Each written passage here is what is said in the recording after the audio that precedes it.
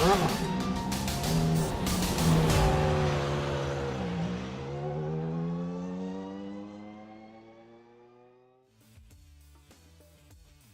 the Formula Ford is a new car for the iRacing service, it's been around for ages in real motorsports. As you'd expect, it's just as popular in the virtual world. That said, in spite of its simplicity, it takes practice to master, and Road Atlanta will be a tough one to start out on. Let's see how the first ever race of the series goes as we get ready to watch round one of the BiS F1600 Championship. And you'll see it all live here on the Global SimRacing Channel. Hi, I'm Joe Peak, and with me in the booth is IMSA driver Joey Atterbury. Behind the scenes is our director, Daniel Costello, and he's using cameras provided by Dougie Beard. For a better look at Road Atlanta, why don't we head to our track guide to see what it's all about.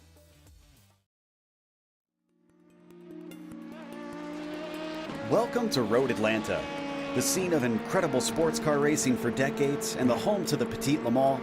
This is a track that has proven itself to be worthy of attention on a world stage. With it being situated only an hour northeast of Atlanta, Georgia, the circuit is in a prime location. But despite its flagship race, in contrast to the real Le Mans, the full course is a measly 2.5 miles long. The club layouts also clock in at just under 2 miles. Packed within this small lap length is a series of technical and challenging corners, some of which can be race-ending even when small mistakes are made. Turn 1 is a fast sweeper which compresses the car into the track, but the high speeds mean that when you go off, you typically go off in a big way. Turn 3 is notorious for its curved entry into a blind apex. Too far inside and you face a cut course penalty. Too far outside and you're likely to spin out. Then there's the unassuming Turn 5. The wide curving lures you into getting greedy, but the close walls on either side gobble up cars and spit them out as a crumpled heap. With all the tricky fast turns, that's not to say that there aren't passing opportunities. The main one comes at the chicane at the bottom of the backstretch.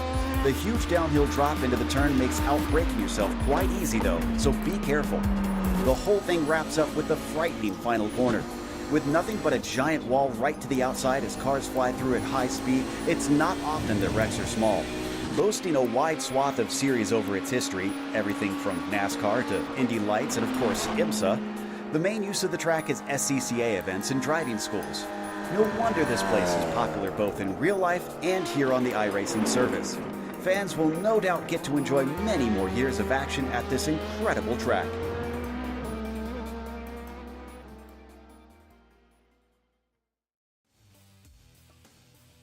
Well, it's not that long of a lap for most cars, but for here, it feels like this is going to work out just right, Joey. About a minute and a half is what these cars are doing around Road Atlanta. 12 turns around this place, just over 2.5 miles in total length. And always Brazelton, Georgia, the home of the red clay out there. Although no weather yet here on iRacing. A couple crucial corners, most importantly, turn 3. After the turn 1 and 2 complex, it's so blind up over the crest, and then always famous coming down the hill, the S's. And in my opinion, Joe, probably the most important corner on the track, turn 7, which leads all the way out onto that back straightaway. And in these little cars, trust me, that draft on the back straightaway is going to be crucial to try to leapfrog around some of that track position, and leads into the biggest and baddest braking zone on the track, turns 10A and 10B. That's a lap here at Road Atlanta. Yeah, I have no doubt, without much oomph behind these cars, that getting off that corner as quick as you can going to be majorly important. Now, as for today's races, because we will have multiple here for you, they're going to go by quick. It's going to be 15 minutes each, 3 sprint rounds that they're going to have in this one round. They will have the second race take the results of the first one to set the grid, but then the third race will see the top 10 inverted from race 2. Now, they don't have a spare car in any of those races. You will get a fresh car back for the next one when they restart. But if you have some sort of accident, basically you have to come in and get repairs or just call it a day for that race that you had that incident. They also have some limits out there. Drive-through penalty at 12, disqualification at 17 incidents, and drivers hopefully won't be hitting those with such short races, but you never know. They could get tangled up pretty easily out there, and of course they're going to be pushing the limits of this track as well. Now, as they are down on the circuit now, finishing up the qualifying, they get a total of 15 laps that they can set at most. Some have actually decided to step away from the track, and some are still out there. But Keenan Harris, I'm seeing, has the provisional pole, and by a pretty decent margin here, Joey. It's more than 3/10 over Clubbin. Pretty impressive. 128.8 right now holds that provisional pole. And you mentioned it, in such low horsepower cars, having that 3/10, 3.5 really over P2 right now, pretty sizable gap. And correct me if I'm wrong, I think we saw fixed setup. So it's really all about these drivers learning how the car drives and applying that knowledge and then going out and wheeling it. Indeed. So we're looking at Dave O'Brien here, down in 18th. Doesn't look like he's on a hot lap right now.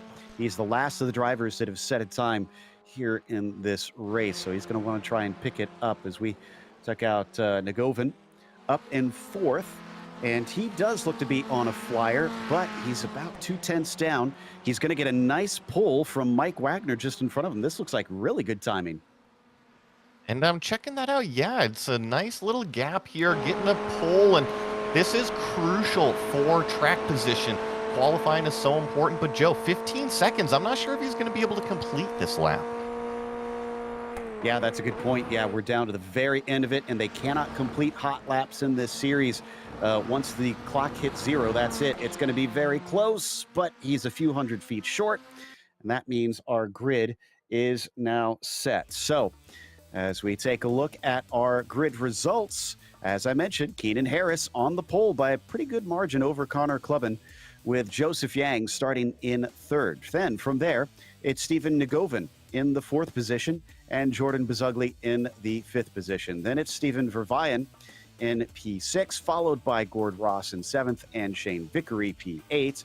After that, Mike Wagner will be 9th and Connor Janitas will be rounding out your top 10.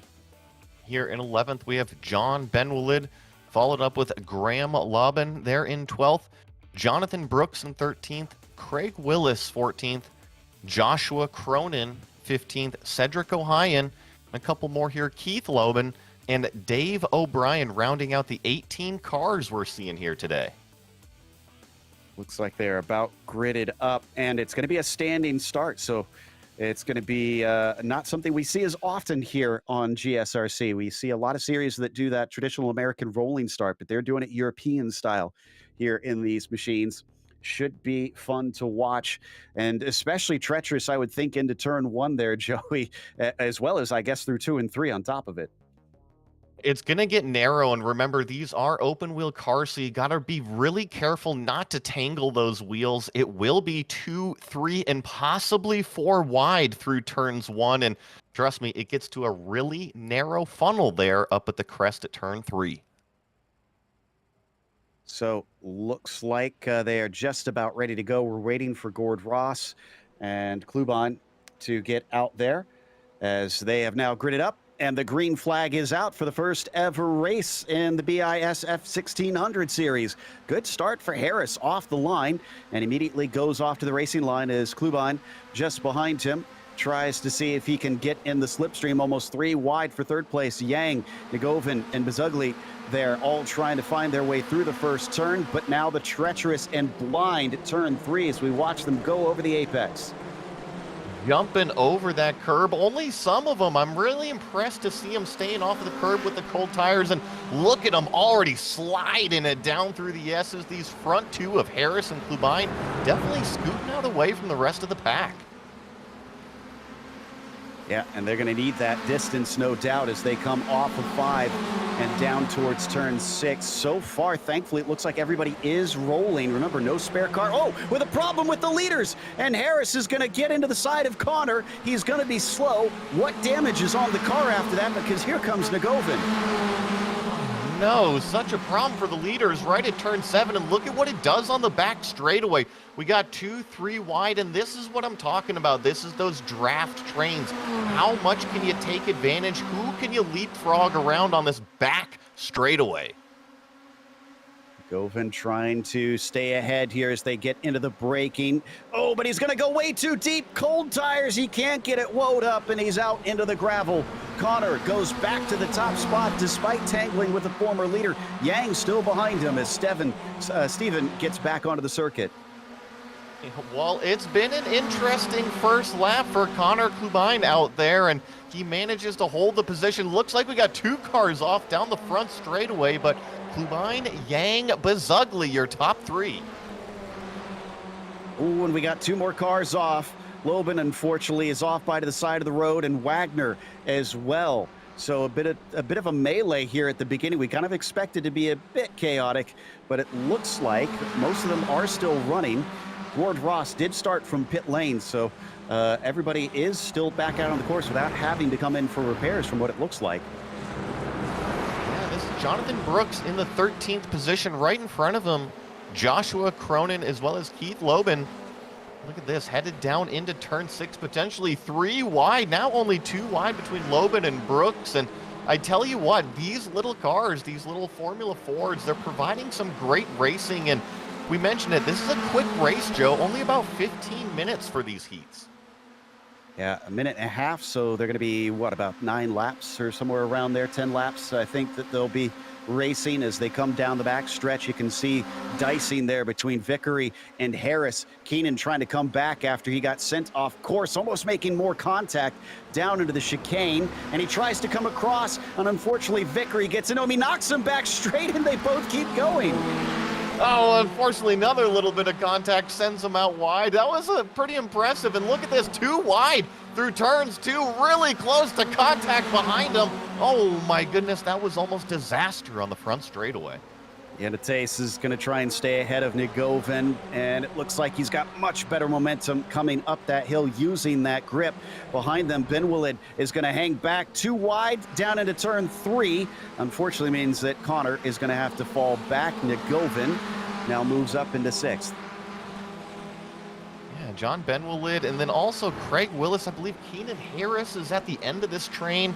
Joe, this train really is from 5th all the way back to 10th, about 6 cars deep. They head towards turn 6 once again. Trains are to be expected with this circuit offering a lot of slipstreaming.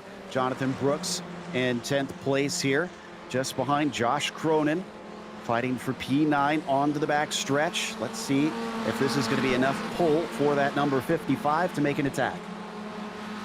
I think so. I think he doesn't have to worry about anybody behind him. And looking at this, he's about 4/10 back here. I'm going to watch this live timing in terms of the mile an hour, and already seeing about 1 to 2 miles an hour that Brooks has over Cronin. But actually, check this out, Joe. Not as much of a closure rate as I was expecting.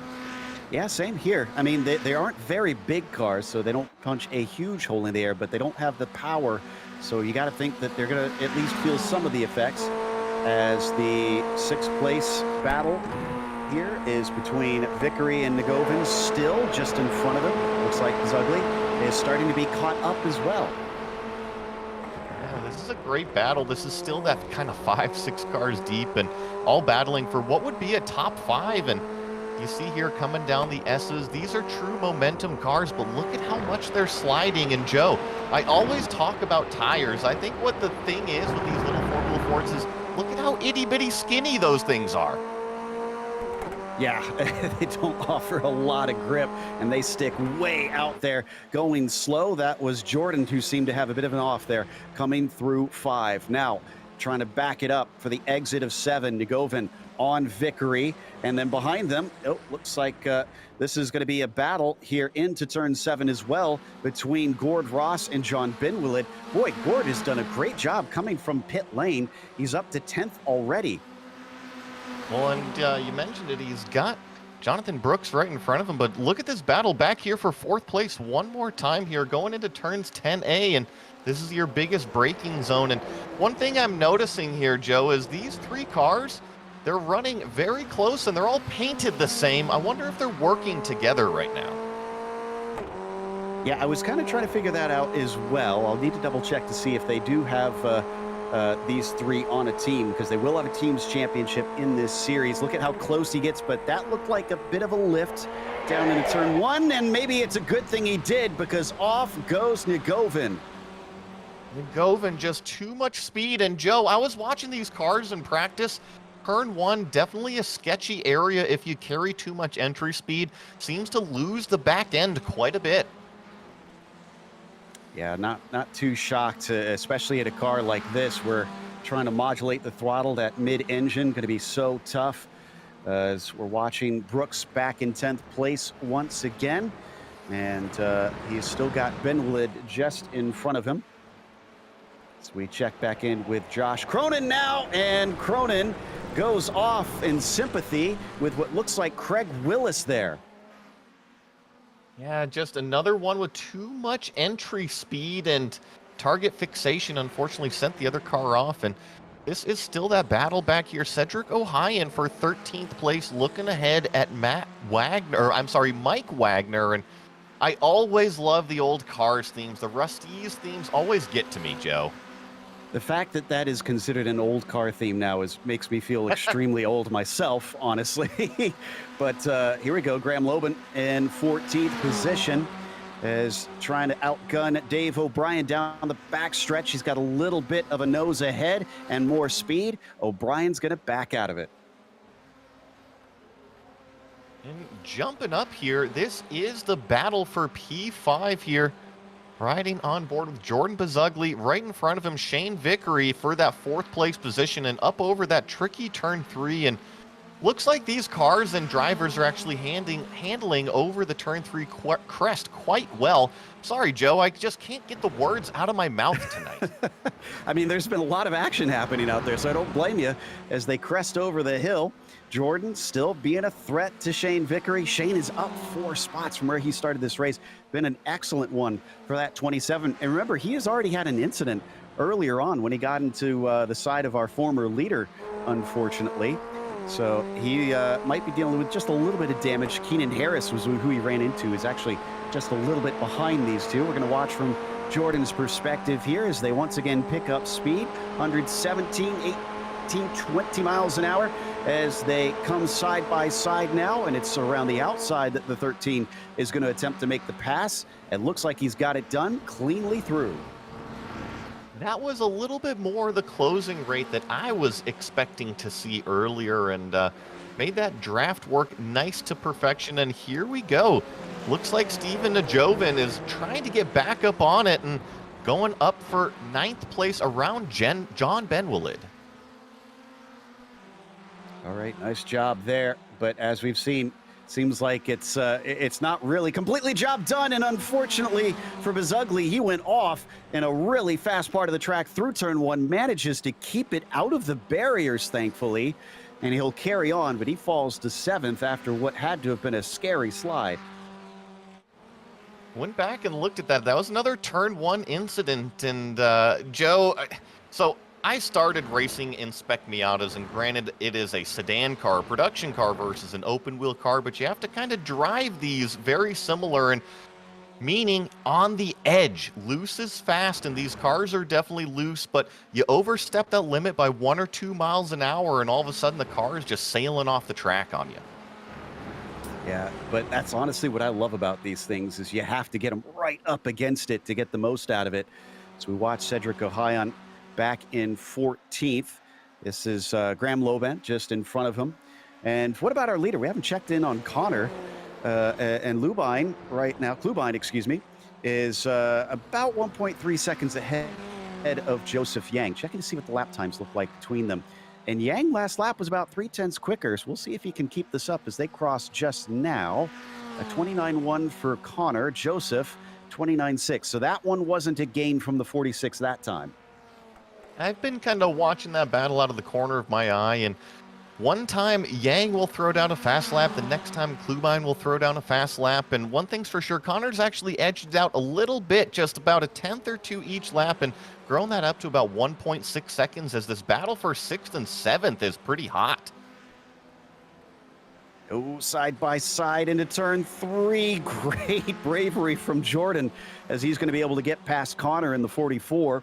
and to be able to do it the hard way around, actually. So impressive stuff there from that number 13. It's been an up and down day for that car, that is for sure.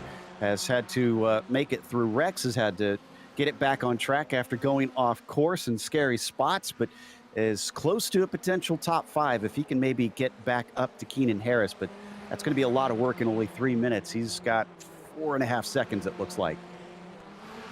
Jagovan is just super loose out here, really wagging the tail through turn 6 and didn't see the best exit coming out of turn 7. And he's following Gord Ross out there, trying to get up into that 8th place position. We mentioned a few of these kind of blue and yellow cars having those problems earlier on, and check out this. This is that closing rate. This is the draft effect that we were talking about. Does he take it late on the brakes? Yes, side by side, but Gord Ross definitely fighting back. Joe, check this out, making it stick around the outside. Beautiful stuff from Steven. That'll get him 8th position. Ross has to back out of it. I still commend Gord Ross for the race that he's been running. Just been phenomenal out there. Yes, he's down 2 from where he qualified, but that start from pit lane didn't prove to be too bad of an idea. I mean, only losing 2 and managing to stay out of trouble until now. Can he keep it out of the wall? He's way off to the side. There he is, popping back into the screen, and I couldn't quite see if he actually caught the wall out of that. It looks like he's getting back up to speed with confidence. The car's not wiggling around at all, so looks like he escaped that one, albeit losing some track position out there. So that's it, man. Again, that's a scary spot, and I'm impressed that he was able to get out of that without damaging the car. As they now come along the back stretch in the battle for P4, Vickery versus Harris. And it's going to be side by side. Harris trying to get at least one of those positions back. Not going to be terribly happy about losing that lead on the very first lap. And on top of it, they're going to come down to either 1 or 2 to go. This is going to be very tight with Connor up at the front of the field. Out breaking games down into the chicane. Goes to Harris this time. Well, it's a really good point about Keenan Harris here. It looks like he is going to secure that pass and position up into the 4th spot. And yeah, he was our pole sitter in that early lap contact. That first lap contact definitely set him back. And check this out. Vickery not giving up here, showing the nose a little bit in turn 1. Going to try to do an over-under coming out of 1, but looks like Keenan Harris plenty in control of that 4th place position. Say crest over 3 once again and switch back into turn 4, back down the hill. Unfortunately, I was watching the outbreak and I didn't get to see when Connor crossed the line, so we'll have to watch closely to see if he's on the last lap now, or that was way off the course, and he's going to try and swing it back on as Keenan almost lost control once again, but kept it out of the barrier. Vickery still unable to overtake him. Real wild man, the number 18 today. Yeah, you know, sometimes you got to get up on the wheel and really drive these cars. And I think Keenan Harris is providing us plenty of excitement here. And this is our leader jumping up to him. Connor Klubine, really a flawless race once he got in the lead and through turns 10A, 10B for the last time. This is his final lap. It's still very, very close. There it is. Checkered flag is coming out, and Klubine will get the win of the first ever race here in the F1600 series. Yang will follow him home in second, with Vervayan in 3rd position. And then you get to Vickery. Oh, is there a penalty being served by Keenan? There is. He had too many offs, and this is too late. He's going to get, you should have just taken it to the line. He's not going to be allowed to serve this, so he's going to get the time penalty as well as losing time pitting in. Such a shame. And here, Cedric Ohayon back here in 15th place as the cars round out their final lap here. And that's just one of these things, Joe. If you're not familiar with the iRacing rules, they're definitely a little bit different than what you see in real life. Exactly. Craig Willis very tight on the back of Ohayon there, but Cedric is going to get 15th, and that is the race. So let's go through our finishing order for this one. And again, this is how they will grid as well for the next one. Connor Klubine finished on the top with Joseph Yang behind him.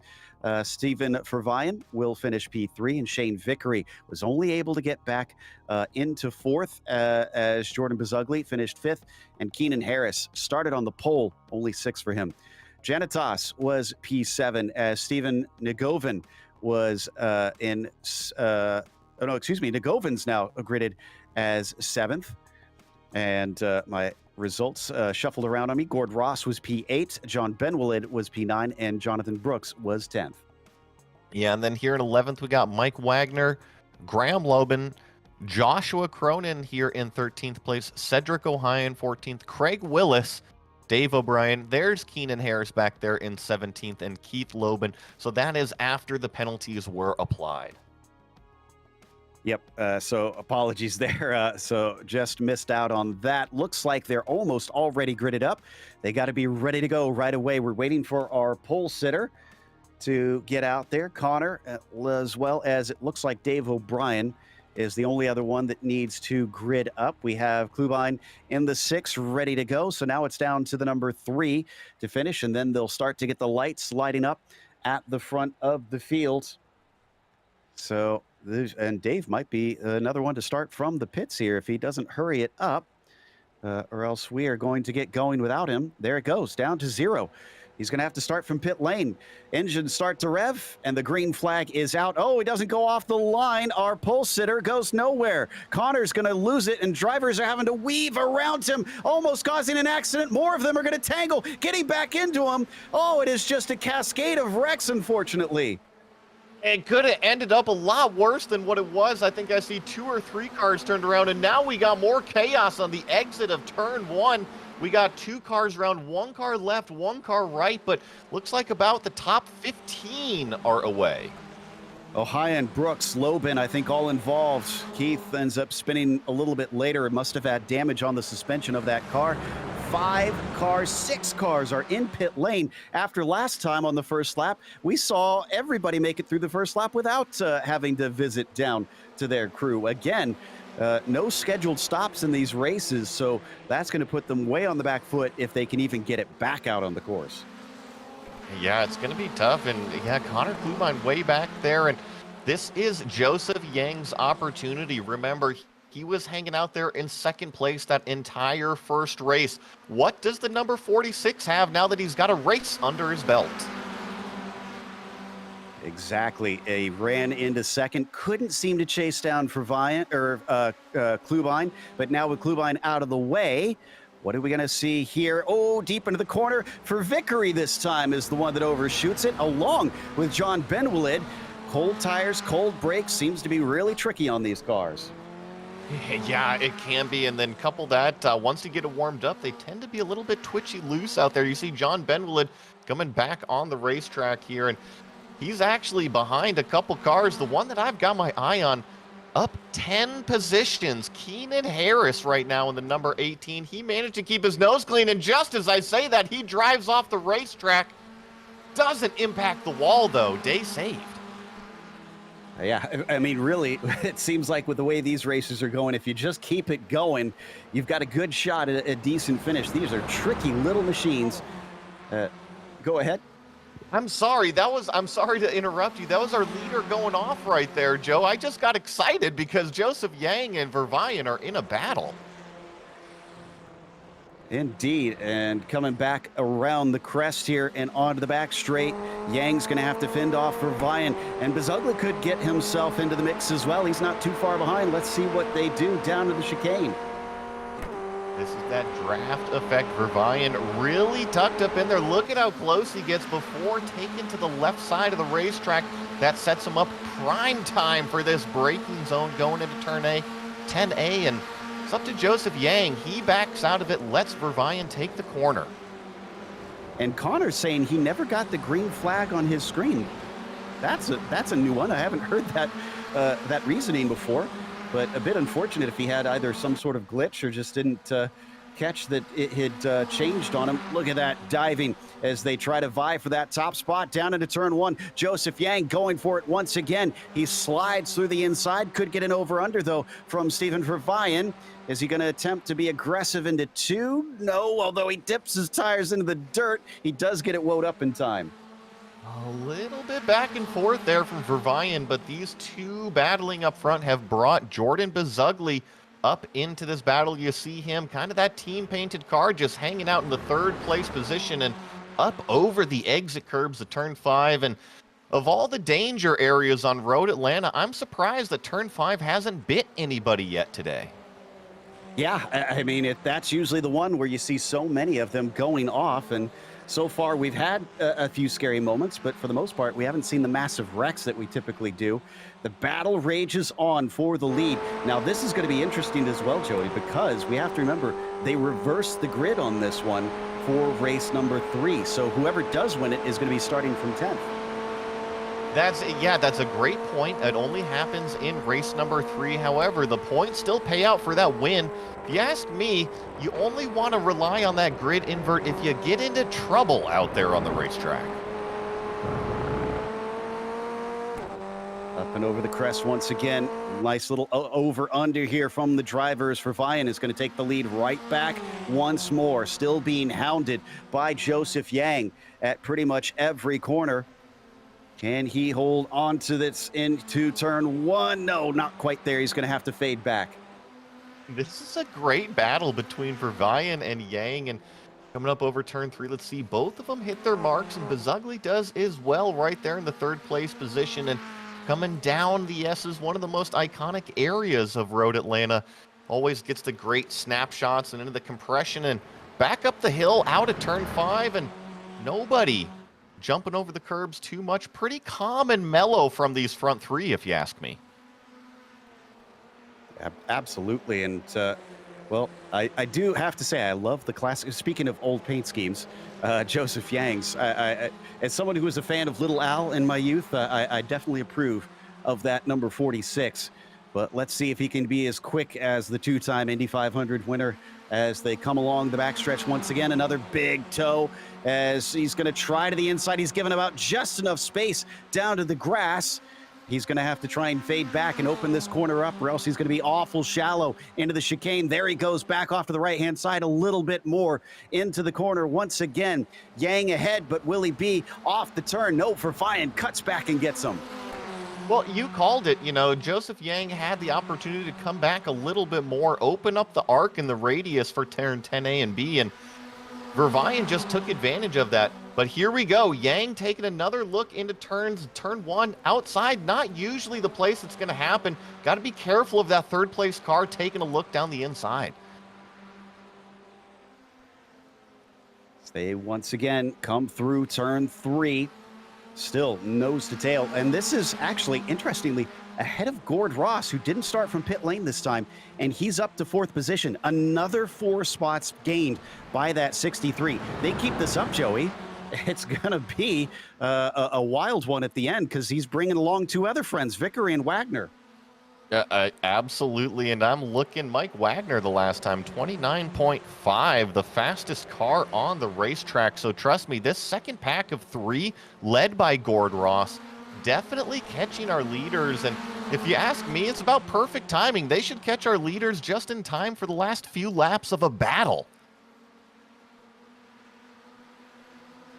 Here we go once again, as they are going to try and sort this one out into the chicane. 3 wide this time, though. Behind them, Vervaien on the back foot, as it's going to be Bezugli to the inside. He's going to be able to get through as they switch back repeatedly, multiple times. Seems like Joseph Yang winds up in second off that final corner. And the way this is going, it seems more and more like it's going to be a last lap battle as to who can be ahead off the final turn. Look at that defense down into the first turn from Jordan to try and fend him off. And here's Yang, and here comes Vervaien trying to take a look down the inside. Could we be 3 wide in turn 3? No. Thankfully, they all back out of it. Single file here. Bezugli actually sends it pretty good over that turn 3 curb. And Joe, we were 3 wide into turn 10A, almost 3 wide coming out of 10B, and With Bezugli out front, Yang in second, I think Vervaen's actually been the fastest of the three cars, but check it out. Here comes Gord Ross right by Vervaen. I'm going to be honest. I think Gord Ross is our dark horse that could win this whole thing because he's snuck into there. Oh, not like that. He's not. He goes off the course. He's heading towards the wall and just boinks off of it at the last moment. I think he got away with it. It looks like the nose is still on there and he didn't hit the suspension, but there goes that commentator's curse very quickly that time. I had to say his name, Joe. That voice has a powerful meaning behind it, and unfortunately, Gord Ross found out the hard way. But you're right, he was moving. He was one of the fastest cars out there. Well, this means that it's now Bezugli and Yang at the top. Vervaen falls back a little bit, but he does have Vickery and Wagner with him. That he could still try and get back into it. Yang up and over the hill once again. P2. Is this where he wants to be? Does he have something up his sleeve for the end of it? He's got a great run down the front stretch, that's for sure. But they have already passed the start-finish line. This will at least get him the top spot, albeit if not briefly the way this has been running with all the back and forth. And he slips into P1. Bezugli stays behind through turn 3. Bezugli is really good through that turn 3 complex, jumping up over the curves. He closes or gaps out whoever's behind him every single time. But I think Joseph Yang is pretty good on the back half of the racetrack. He just needs to open up that radius coming out of 10B, and I think he's going to have a lot better time. And check this out. This is going to be the first time that Joseph Yang is going to be leading going down the back straightaway. And he's got 2 team cars lined up behind him. And you ask me, this is never a good position to be in. It's just kind of like a sitting duck out there. Yeah, I wouldn't doubt it. By the way, I was kind of checking to see who's going to be our car regrid in the pole. Gord Ross, even though he's had to come in and take repairs, is 2 laps ahead of Cedric O'Hayan, who's in 11th. So there's a good chance that Gord Ross will be regrid on the top spot, but who is going to be regrid in 10th? Because Bezugli's back to the inside of Yang once again. Vervaen has caught up to the gearbox of Joseph, and he's going to once again find himself in P2, just where he's been almost every single lap coming off that turn. Yeah, and showing a nose here into turn 12, and I gotta admit, Joe, these drivers, they're making me a little nervous. These tires stick so far out there on these little cars, and they are racing inches away from each other. Yeah, I love what I'm seeing. Oh no, a big wiggle there coming off of Bezugli, but he actually catches it 2 wheels into the dirt and then comes back onto the track. We are now into a 5-car fight. Mike Wagner has joined the fray. Yeah, and a lot of these cars painted pretty similar. Always good to have your buddies on the playground with you. And oh no, we got a spin from our leader. Vervaen goes around in turn 5. It wasn't the curb that bit him, Joe. It was just too much entry speed getting loose. So now up to turn 7. There's 4 once again between them. But Joseph Yang fending off so many of that team there. And I don't know how he's managing to do it, but they just have had a comedy of errors with people falling away from the track as they try to take that win away from the 46. He hasn't been leading this whole race. In fact, I want to say he's been leading very few of the laps. They have bonus points for that, by the way. And Joseph Yang is still remaining as cool as can be as he once again goes through the chicane. Does he come off the corner quick enough this time and actually lead this lap with less than 3 minutes to go? This should be 2 laps left. It looks like he does lead this lap, but Shane Vickery already making a move down to the inside here in turns 1. See if he gets it done. Yang hanging tough on the outside. That's a tough place to be, especially with how dirty the racetrack is. You see a big wiggle, and that's going to open the door. Here comes Jordan Bezugli one more time up into second place. So Bezugli now going to try and challenge on Vickery as they head down through the S's. A lot easier in these cars, but then, as we've seen, you can get shaky up and over turn 5. A few have gotten loose, even though we haven't seen any major wrecks through there. They all make it over the crest this time. Vickery still leads at the top spot. Bezugli in second. Yang falling to third. Oh, the terrible plummets of third place for Joseph Yang after being second for the whole time. And then Wagner waiting, seeing if maybe he could pick up the scraps. Well, let's just wait here, see how it ends up at the end of this back straightaway here. Joseph Yang in the third place position. He's going to have the biggest draft, and here comes Bazugli already taking it too wide on his teammate. Does Joseph Yang make this opportunity 3 wide? Because look at him. He's coming already 4 miles an hour faster, although he's getting boxed out to the driver's right side of the racetrack. And that was actually a pretty good defensive move from Shane Vickery right there. Tip of the cap. Gladiator Road Racing has come in force here today, that is for sure. White flag is now out with Bazugli in the lead. What order are these four going to be in when they cross the line the next time? A look to the inside from Joseph, and as he's going to try and see if he can work his way in there, he can't quite carry the speed, and Vickery holds him off. Bazugli's been so good up over turn 3. Let's see if he does the same. Really good run from our leader. He's trying to gap it out as much as he can because we've seen how powerful that draft is come down the back straightaway. And is Shane Vickery in the catbird seat right now? This is pretty much just like what you can expect in real life Formula Ford racing. Just stunning back and forth, constantly passing to try and get up into the desired position. But this is working out well for the number 13 as they cross around off of turn 7. Has he stretched far enough away? Is Vickery too far back from his teammate? And what about Joseph Yang? Can he manage to sneak by Shane? I'm watching the draft accordion right now, and I think the move's going to come from Joseph Yang. If anything, he's slowly closing in. He's trying to take away that second place position. He's going to look. Defensive move from Vickery. No from Joseph Yang. Coming down into the chicane for the last time in the second race of the night. It was a titanic battle, but Jordan Bazugli has managed to come out the victor as Shane Vickery is going to finish second, and Joseph Yang will wind up in third. Wagner behind them off the podium. Thought I saw someone heading into pit lane, and that was Gord Ross. So who's going to get the pole when they cross the line here to be re-grid? Looks like Genetes is in 6th and Keenan Harris in 7th. Josh Cronin going to wind up P8 from the looks of it as the rest of them come down to the line. There's Josh on your screen right now. And then Lobin, and Cedric Ohion, who is 2 laps down, did manage to overtake Gord Ross in the end and is going to put himself on the pole for the feature race when we get to there.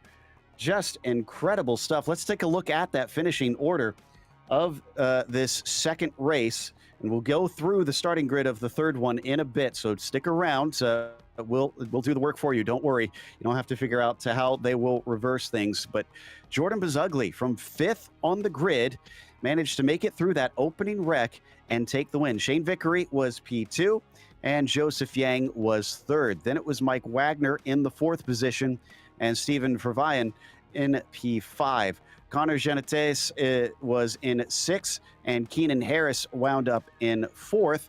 After that, it was the car of Josh Cronin in 8th, and Keith Lobin in 9th position. Cedric Ohion will wind up on the pole. 2 laps down, though, finishing 10th.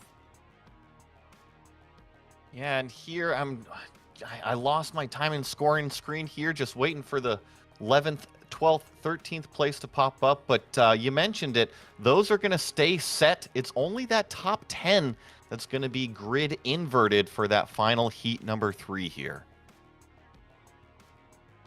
All right, so they're going to have a little bit of a break here, just a warm-up for the drivers so that they can get sorted back around, and then we'll go racing for another 15 minutes and the last one. That was interesting off the line. I've never had that or seen that happen where someone did not get the green flag there, Joey.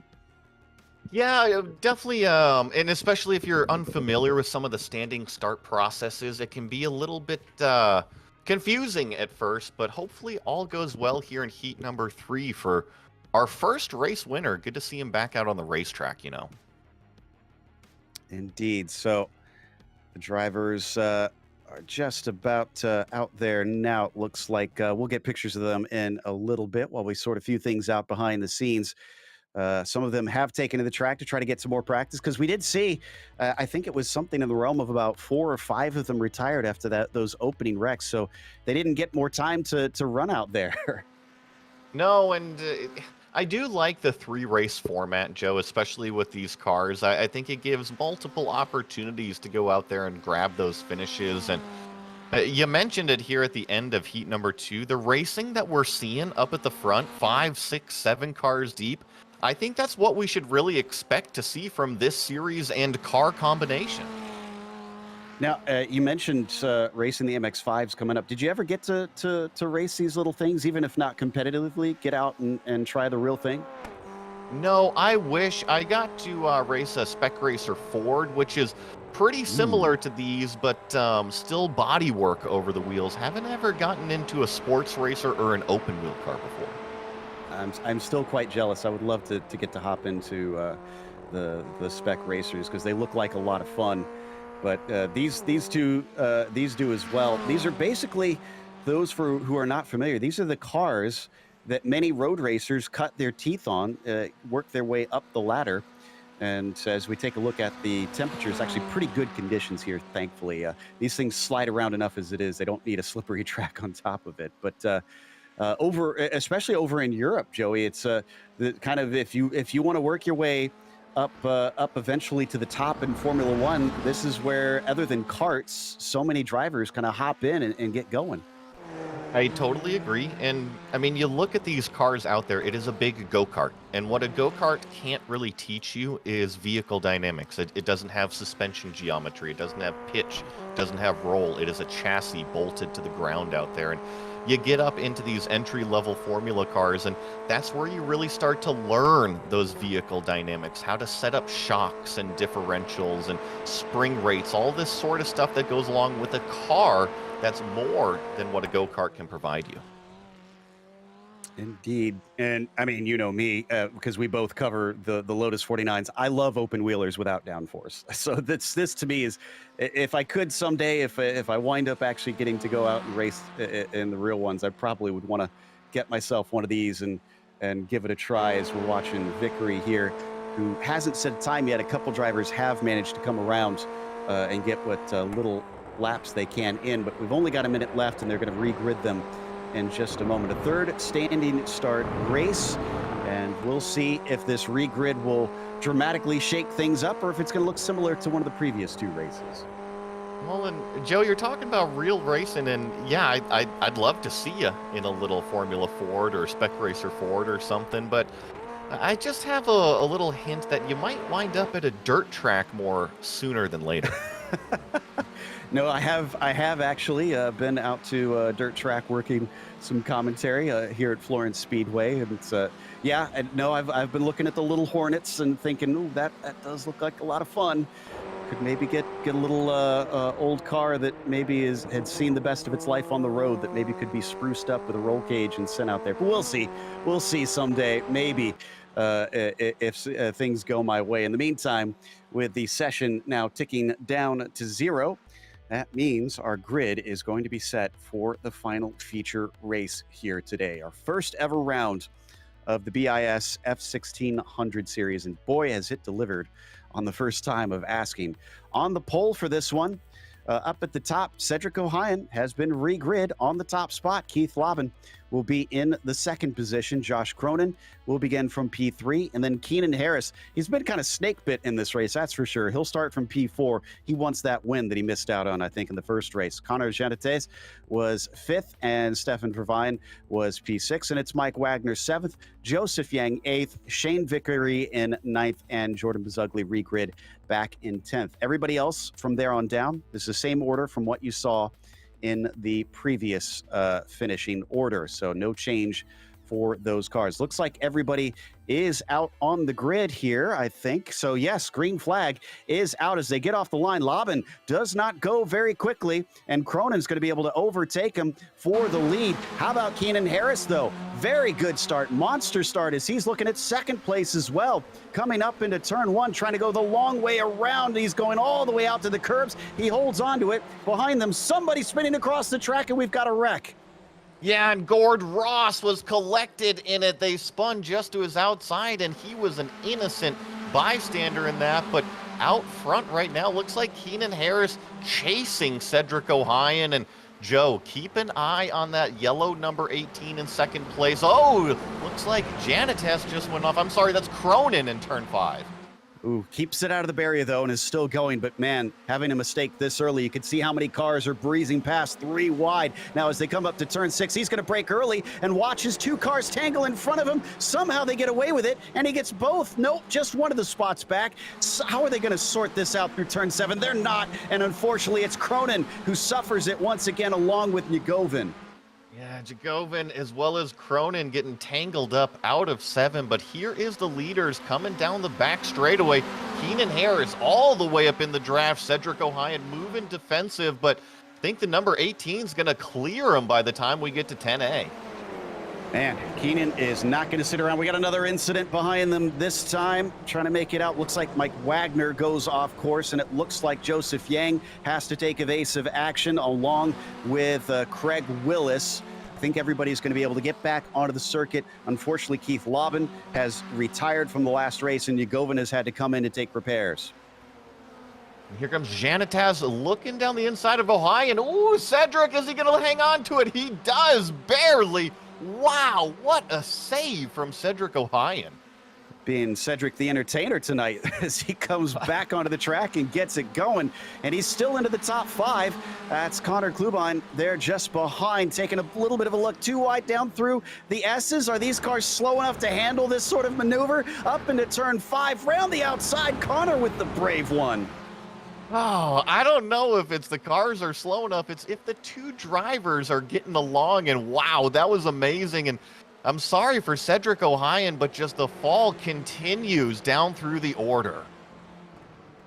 Yeah, he's going to have to try and get this under control here and make some of those spots back. Keenan Harris is not taken known for an answer. He is leading, you can see, way up ahead in front of everybody, about a second and a half ahead of the number 44 machine.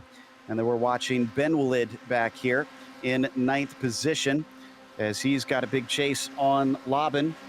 He's got a good run, and he's going to look to the inside, but we've seen this sort of move before. Is he going to be able to make the corner as they break deep down into it? Looks like he slides through, so that's going to be Ben Willid up into 8th. Yeah, really good move from Ben Willid, just a classic outbraking move into turn 10 there. And here we got Shane Vickery in the 3rd place position, Jordan Bazugli right behind him, and Connor Klubin trying to chase him down in the 5th place, but this is a familiar battle. Vickery, Bazugli on the racetrack again. Connor Shateas there in front, starting from the 5th position, up 3 into the top 2, was lightning off the start-finish line. As Cedric is off at turn 1 once again. This time he takes a tow. Wonder if he had a little help, or did he hit something? No, he didn't hit anything, it looks like.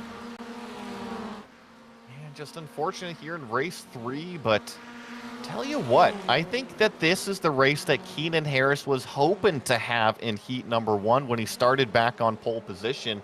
He's been the fastest car in heat 1 and heat 2 in terms of fastest lap time of the race. And look at the number 18 really taking advantage right now of clean air.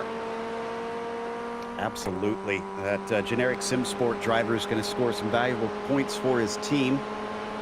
But we'll see if Gladiator Road Racing is going to be able to try and get a whole chunk of them here at the top spots, because they're trying to take 2nd place away from Janete and down into the chicane. He slices in front of him. Who's going to get the good exit? Certainly not Connor, who's slow off the corner, and Jordan, unfortunately, can't find a way around. Yeah, Janete just got stuck on the outside, got his exit compromised, and actually, check it this. Jordan Bazugli trying to take a look down into turn 1. This is a danger area if you go too fast, but looks like Jordan's going to pull it off. Nice move up into 3rd. All right, so as they carry on over turn 3, once again, boy, that shot really shows you just how blind it is over there. Oh, did Graham Lobben have a problem? He's up into the barriers, it looks like, in turn 1, and I think he made his way all the way out to the tires. These cars are pretty fragile, too, when you hit those tires. Those wheels stick way out there. If you maybe hit it with the nose square on, you might get away with it, but usually contact usually means damage. Absolutely. They're not, even though you're seeing a lot of beating and banging today, they're not made to beat and bang, I can tell you that. As they come down the back stretch, and Bezugli chasing Vickery.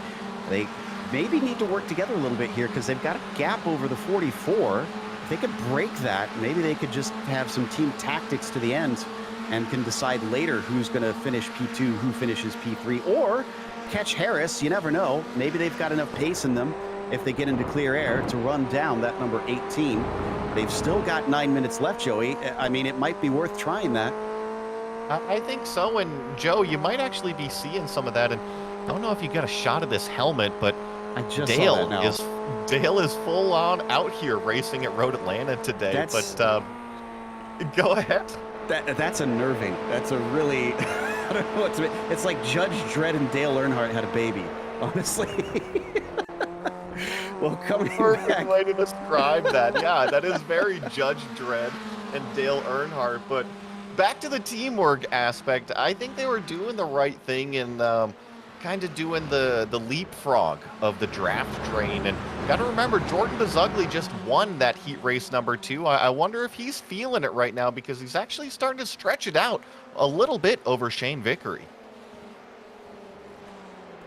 Yeah, and Shane Vickery is not going to lose touch there, especially if they can leapfrog each other, use the slipstream to try and gain some time here. But he's now fallen back enough that Connor Klubine is there, and Janites is also caught up. In fact, I think, are those two teammates CC Motorsports for Connor? Well, they're both named Connor, actually, as soon as I said that. No, they are not teammates. Brenton West Motorsports for Klubine, actually. So they look similar, but just both racing white cars here. And watching time and scoring here, Joe, Jordan Bezugli in second place. Once he got around Shane Vickery, it's definitely starting to close it down. 129.7 was the fastest lap last time around, and let's see what he does this time. 29.8 out there, but check this out. Connor Klubine making a move down into turn 1, taking it away, and oh no! Bezugli and Vickery contact. Oh, Vickery and Bezugli come together. So for Vian, looks like he's going to try and pick up the pieces and go by both of them.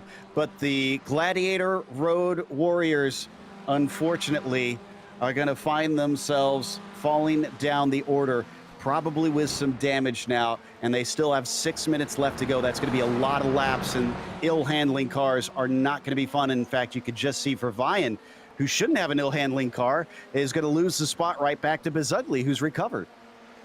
Yeah, just kind of mistakes happening on the racetrack, and I went, oh, here we go, Mike Wagner hard into the wall. Oh my goodness, that was airborne into the tires, Joe. This is the first race gave us a false sense of security because we had what, maybe 2 or 3 retirements from that one. Last 2 races have seen a bunch of them. We've already lost Negovin, Laban, Cronin, and Willis from this one, and we might lose Wagner. And poor Dave O'Brien's been sitting in pit lane for, honestly, the majority of the race, so don't know if the 3 car will get back out there. But Gladiator Road Racing certainly, unfortunately, having quite the violent race, according to their name, appropriate to their name here today, as we jump back to Jonathan Brooks in this battle for 8th place. Well, and to talk on that, Joe, I don't know if Road Atlanta is really known as a high-speed racetrack, but these cars, it shows you how high speed it really is because they don't have big motors, but when they are sliding off of the racetrack, they are going places, and you see them just kind of yawed out, sliding around the corners. Trust me, even though they got the little 4-bangers in the back of them, they are going places. Indeed. There's not much on the car, so they're light. And, even through turn 1, they're almost 100 miles an hour through there. In fact, I wonder if we could get the kilometers per hour, since this is basically a Canadian series. I unfortunately, my timing and scoring is set to miles per hour, but of course our director has the ability to show us what they're getting in metric units out here as we're following with Vian. Falls back to the 5th place, still chasing on Bezugli. Here in the draft here, see see what Vervayan can do, although Bezugley definitely has had a fast car. Both of these drivers with a few mistakes here in heat number 3. Check this out, Vervayan's closing in the draft, and Bezugley definitely, oh, check, that is a teammate move, Joe. You were talking working together. Bezugley let his teammate Vervayan by, and that's going to maximize the top end and try to improve the lap time. Yeah, and they're going to need to improve it because they got 3 seconds to make up to P3 currently with 4 minutes left to go. It's going to have to be more than a second a lap that they run down Connor in the 44. So it could be that Jordan knew maybe he's got a little bit of damage on the car. Maybe he is trying to play the team game, and they are trying to leapfrog. But what we'll see as we jump back here to the fight between Yang and Vickery, how the mighty have fallen compared to last race. Yeah, these are two that have been battling for the lead spots, and here they are fighting it out for 7th and 8th place on the racetrack. And I know that Joseph Yang had a lot of problems early on, so he's actually climbed himself out of a pretty big hole. Getting information behind the scenes that that 100 miles an hour through the first corner is 160 kilometers an hour for those that were curious. So back to Bezugley once again with Vervayan, and Ohayon is unfortunately down in 12th place right now. This does look like a bit of working together, as Jordan's going to pop out to the side, and he's going to get that extra speed. His teammate's going to probably tuck in behind him, and there they swap it around once again. It is down to 2.4 seconds, so they are gaining. It is, but Joe, check this out. We've got another battle on our hands. Connor Klubine has officially caught Keenan Harris, and he's got a run coming out of turn 12. Connor's going to take a look down the inside here on Keenan. Going to get the pass done. New leader, number 6, Connor Klubine. Connor has come up from 17th position on the grid to lead with 2 laps to go. This is going to be incredible. By the way, they also give a bonus point per race of the most positions gained, the hardest charger. And I got to say that this is going to be hard to top. 16 up. 16 up there, you can see. Well, it says 15 here for Connor Klubine. Since the start of this race, and we only have 18 drivers out there. No, and honestly, he kind of made me gasp a little bit there through turn 5. He was very wide, Joe, through the gravel. So Connor Klubine has put together one heck of a race so far. Just got to keep it together for another 2 laps out there. Yeah, it definitely looks like he is running away from Keenan Harris. Some incredible speed in that number 6 machine today. Stephen Vervayan and Bezugley, they're 1.3 seconds behind Connor. Yeah, they're coming along, but it might still be too little too late. I guess it depends on how far back they'll feel that draft that they can catch up to the back of the 44. Well, and the other thing that we got to comment on is Connor Janites he's got to keep it clean out there. He's got 2 cars that are definitely closing on him, and you see that in the relative. Just hit your marks. Don't let it worry you. Connor's one of those drivers that does race this car in real life. So he is used to this thing, and maybe the gloves are coming off here as Bezugley and Vervayan almost look like they might go side by side through turn 1. They did not. Have the little peek from Steven, and then decided against it, although it shakes his teammate wide, and Bezugley is going to have to give some time back for that cut course, unfortunately. I mentioned Bezugley's been really good through turn 3, but just overcooked at that time, and Vervayan up into the 4th place position. Here's Connor Janitas and Connor Klubine, your leader, going to go through turn 7 one more time. He's got about 1.2 seconds ahead of Harris. That's going to be pretty good enough, I think, to try and keep away from that slipstream. Probably too far for that 18 to catch up to him. Connor has run just a magnificent race for Britain West Motorsports in that number 6. Keenan shouldn't be too ashamed of it. Just sadly will not see that win, at least in the first round, but valuable points collected as long as Keenan brings it home in P2. Off the final corner, the number 6 is going to get the win here, coming from 17th on the grid. Just incredible victory. Really great race from that number 6 car, and Keenan Harris finally getting up on that podium in second place, and Connor Janitas will hold on to third. Vervayan will take P4. Bezugli settles for fifth. Binwalid with a sixth place. Not many cars left on the lead lap.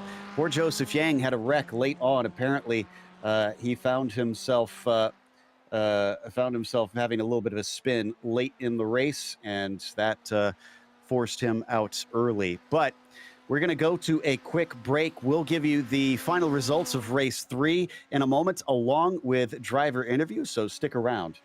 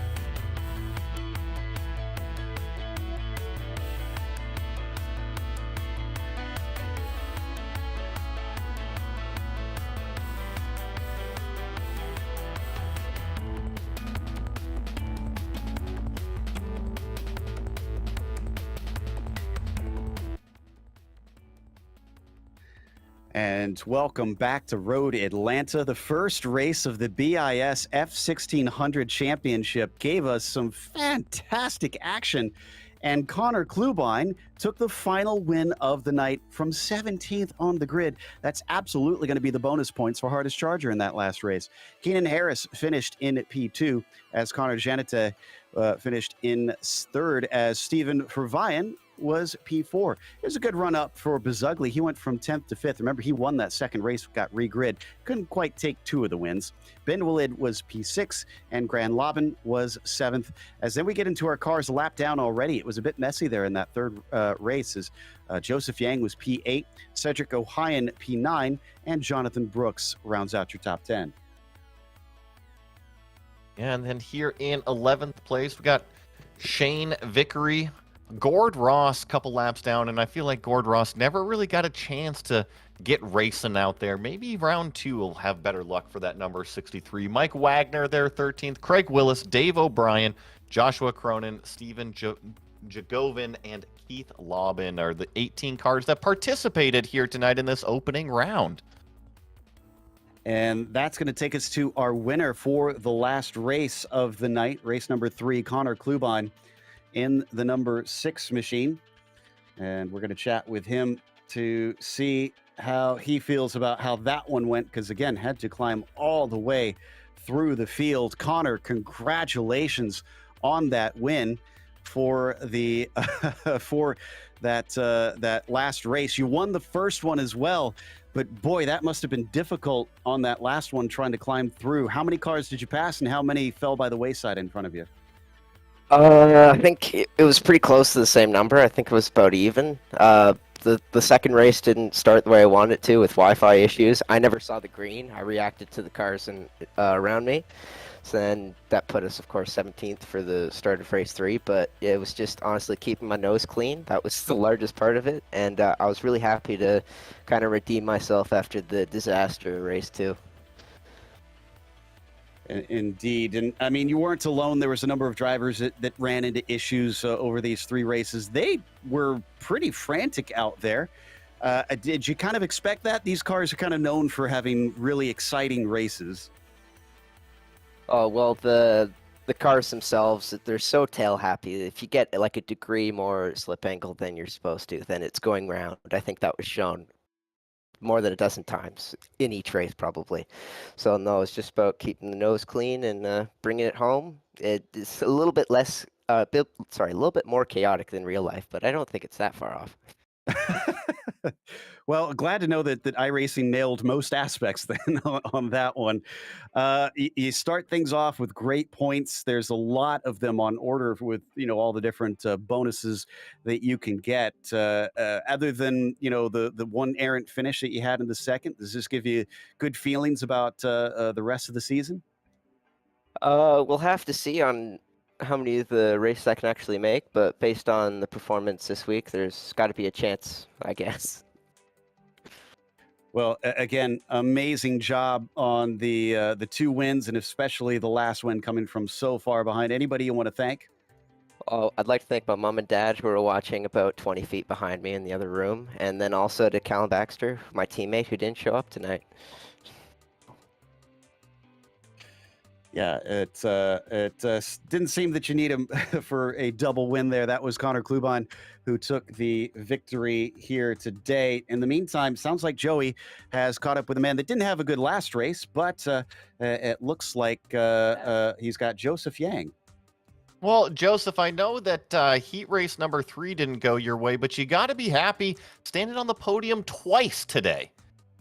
Oh, absolutely. It was a blast, and especially the race number 2 was so memorable with the train of the gladiator racing guys were just chasing me down, and then one dies, and immediately another one just gives on my tail, and yeah, it was intense, and I'm really glad I somehow held on to the podium position. Yeah, it was a lot of fun, and yeah. Well, talk to me about race number 2, because you're right. It was some of the best racing that we saw all night. And yeah, you were kind of up there at the arm wrestling booth and just fending off competitors one after another. And it seemed like for a while you couldn't get out of second place. And what did you think you needed out there on the racetrack? Was it just some teammates, some buddies to help you? Maybe, maybe. I might start teaming up with someone else in the future. I don't know, but still, I think I really had to work on my tire management more than anything else. Like towards the end of the race, I was sort of losing pace, and I could feel the rear of the car was getting a little looser, and I just tried to stay in control, but then kept thinking about it and just kind of spiraled. So yeah, quite couldn't make it stick even after taking that lead position. But you know what? It was a good battle. Really, really awesome racing with guys from Gladiator Racing. I know them from other leagues as well. They are just top-notch sim racers. So I was really glad to have a good battle with them. Well, Joseph, talk to me about this car. We saw it was a little bit loose in some of these fast sweeping corners, but it also provided us tremendous draft battle racing. Is that kind of what we should expect the rest of the year? Is kind of what we saw from heat race number 2 out of that big pack? Yeah, absolutely. I think the drafting, like how to how to use your drafting advantage is going to be a big part of the whole racecraft, and that's also one of the things that I wanted to do when we were setting up the sessions.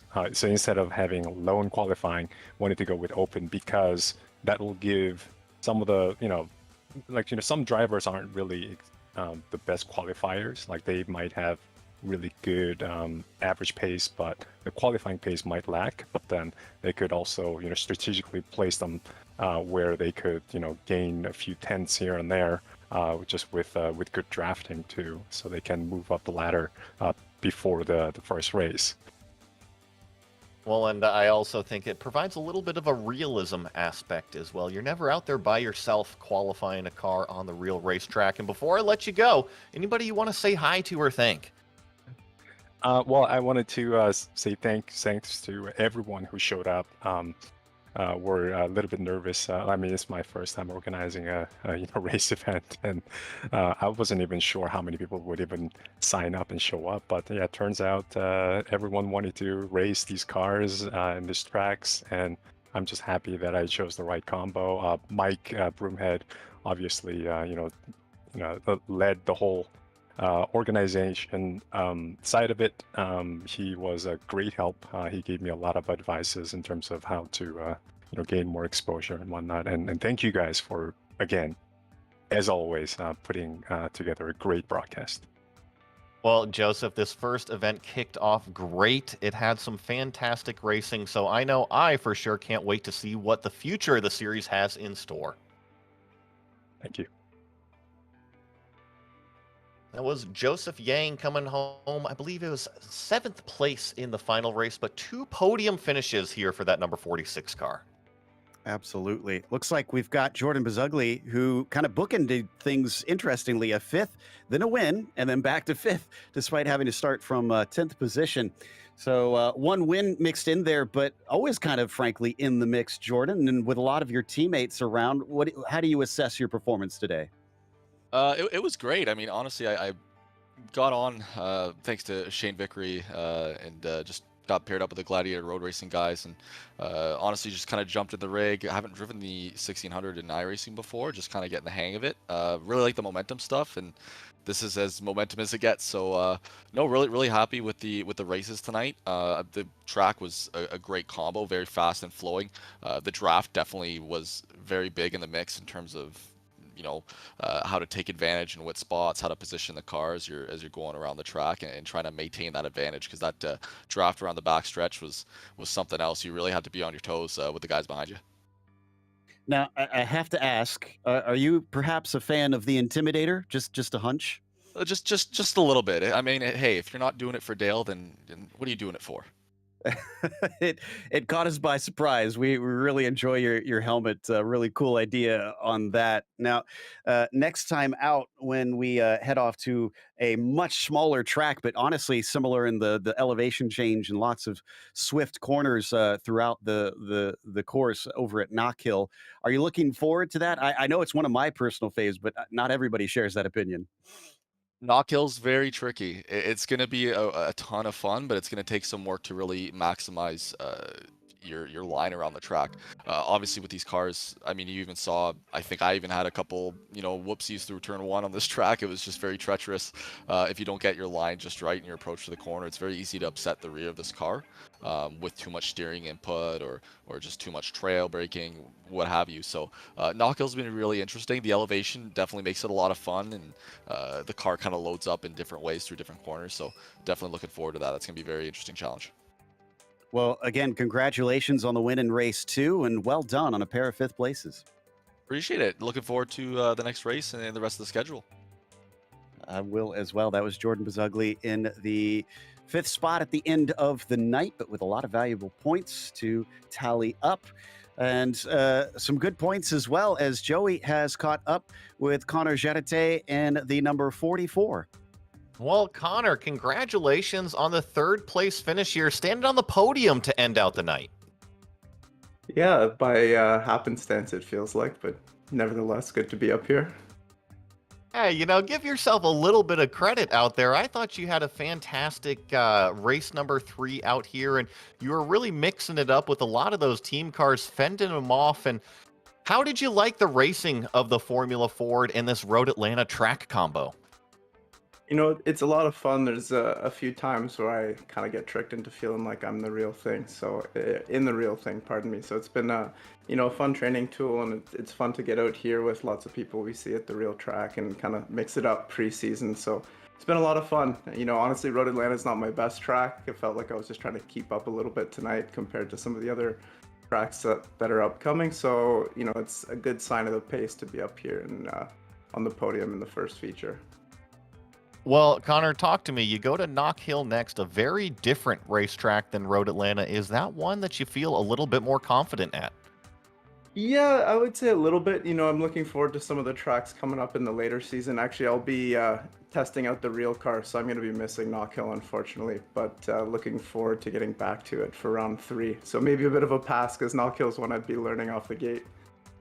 Well, Connor, you're making me jealous over here. I miss getting to put the helmet on my own head. And before I let you go, is there anybody you want to say hi to or give shout out to?